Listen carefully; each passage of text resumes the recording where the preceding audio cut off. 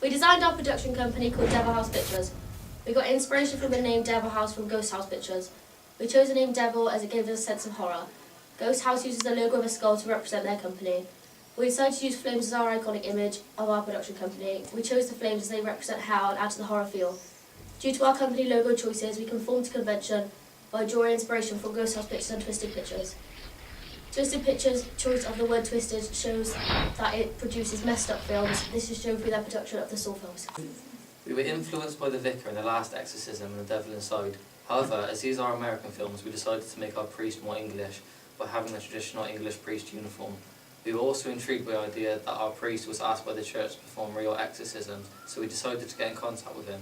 Our priest laughed at the script we gave him, as he said it was nothing like what exorcisms are in real life, as they are usually calm compared to our hectic script, showing how the media exaggerated exorcisms.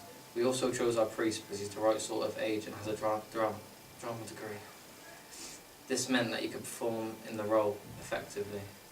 We decided that our first shot of the priest should be him putting on his uniform. This symbolises the exorcism preparation. We decided to have the shot of the cross dripping in blood and the graveyard, as these are iconic religious symbols. This shows the subgenre and therefore confirms the convention. This also links to the Devil Inside that uses symbolic crucifix throughout. We chose the graveyard as a setting as it shows death. We also decided on the shot of the bloody cross as it fits with our tagline, Religious Biggest Sin, as this blood shows the sign of sin of religion. In our first set of subtitles in the trailer, we changed Chris' last name to a more Italian sounding last name. We did this because the ritual of exorcism comes from Rome, where the original Vatican is. We also decided to change his last name to protect his identity, as we put our trailer on the internet for feedback. We want to protect his identity so he did not get in trouble with the church for acting in possession film. We broke convention during our trailer as I was shown to be a possessed sex symbol, whereas other possessed victims in horror have never been represented as particularly sexy. As religious horrors are usually targeted as women, we decided to use a sexy victim to attract our male target audience as well, widening our audience. The white night dress and black boots I wore played homage to the costume Nell wore in The Last Exorcism. We like the idea of the white dress and white, as white suggests innocence, which is ironic for our trailer. We decided on the boots both because they looked good and because they were practical for walking through a graveyard. We decided to carefully construct our subtitles to construct a plot line by not giving away the story. The line "this will be his last" suggests something terrible is going to happen, and therefore something the audience will be anticipating to happen. As the theorist Britain says, predictability is the main source of pleasure in horror. We included a shot of one parent, as this conforms to temporary horror theory. Wes Craven states that parents are useless and ineffective. This is influenced by the mum alone, sounding pathetic, pleading for help, and the conspicuous absence of a father. This has been a theme since Shakespearean times, which states an incomplete family often suggests that there is trouble afoot. In this way, we confirm to a classic narrative formula. Whilst editing, throughout the whole trailer, we have interwoven footage of the TV distortion to suggest interference and things not running smoothly. The implication is my possession is giving me the power to cause this disruption.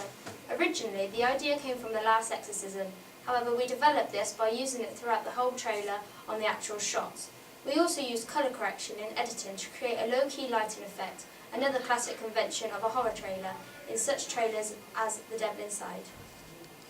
The use of the point of view shot when entering the bedroom was an idea taken from The Last Exorcism, where even the lighting is similar and the possessed is found on top of a wardrobe. We like this idea because it builds suspense, is highly unnatural, and was easy to copy with the simple use of a torch and a wardrobe. The house we chose to film in is a medieval timber-framed house with a family feel inside. This suited us because it linked with Carol Clover's theory that places with history often provide a good backdrop for horror. The high ceilings also enabled us to do the wardrobe shot, and the long corridor upstairs enabled us to do the shot where Abby is crawling backwards, seemingly possessed. The colour scheme in the house also fitted us. It has no bright colours, and colour corrector meant it was easy to make the place seem really dingy.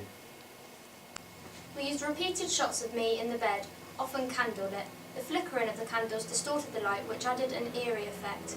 Candles are often a symbol of the church, which fitted our exorcism theme. Again, we were inspired by the use of candle lit in The Devil Inside, Having the exorcism take place on the bed is also a classic convention of horror, as it's seen in the original Exorcist, the exorcism of an Emily Rose and the devil inside. The ending of the trailer was carefully constructed to have the classic last scare as our possessed girl lunges at the camera. This was influenced by paranormal activity and is a reversal of the end of the quarantine trailer. The use of Facebook and Twitter developed our genre. However, our website address breaks convention as it doesn't include the name of our actual film, but we picked the line the worst possession ever seen, as it is the line our audience remembered when we were getting our feedback. We also don't include the normal institutional text, as we've noticed most modern trailers it has been replaced by hashtags and social network references.